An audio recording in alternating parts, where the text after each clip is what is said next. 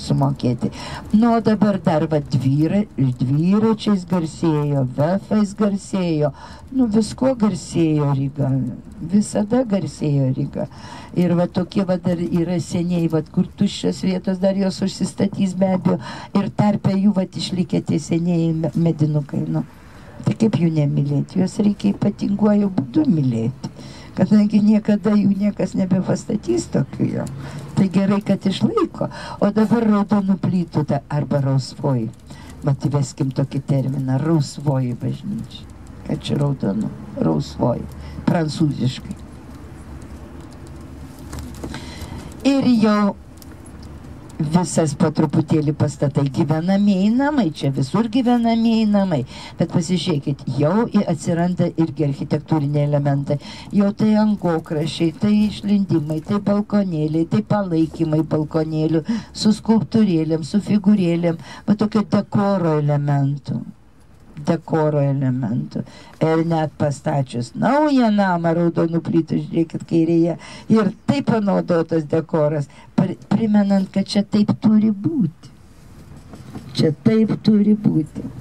Ir dabar netrukus lipsime, nelabai trukus autobusas mus išleis ir nuvažiuos ir atvažiuos į tą vietą irgi 7:30, gal be 5:30, bet jisai ten stovėti negalės. Jis atvažiuos paimti. Ir dabar jau po truputėlį baigiam pravažiu. Nu, prasideda saldumynai, parduotuvės, prasideda, žinokit, reklamos, jų daugiau ir jos įžulesnės, jos spalvingesnės, jos lenda mum į akis, tos reklamos. Žiūrėkit, ateikit, pirkit. Dabar dešiniai pusėje dar pravažiuosime Rygos dramos teatrą. Va dešinėje pusėje toks sovietinis pastatas. Jie pastatė čia. Ir autobusas sustos prie operos, tai iškart galėsim palyginti, kas yra klasika, kas yra ne klasika.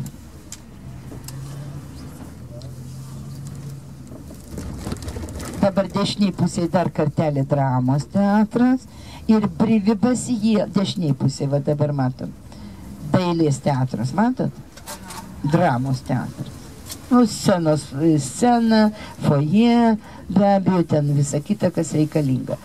O Reval Hotel jau pradeda matytis, neskubėkit ramiai. Karas nevyksta, maras neateina.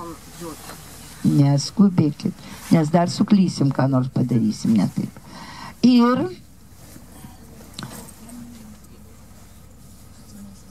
po truputėlį išvažinėjame iš Brivibos Jelą, nes jau toliau mums neleis net važiuoti, užsibaigė gatvė. Mes turėsim sukti arba į kairę pusę, ko gero, ir išvažinėsime prie operos rūmų, kur kažkada tai dirbo kapelmeisteris, toks kompozitorius kaip Wagneris. Nu tai jau irgi vardas, ne? Čia galima rasti parduotuvės, kurios vadinasi Rygas arba Latvijos balzams. Bet jų yra visur, o senamiestį be abejo. Netikėkit, kad nėra to senamiestį. Čia pakankamai tolokai nuo senamiesčio, nors jau priekyje matosi, kad mes su jomis baigiam išvažinėti. Bet šiek tiek tolokai, jeigu eiti pėstute. Nors viešbutis vis artėja, ten viršutinis aukštas, mato 22. Ten yra kavinukė, tu gali pasikelti, gali ten negerti, nevalgyti, bet pro langus pažiūrėti tai visada gali. Ir padėkot, kad pažiūrėjai.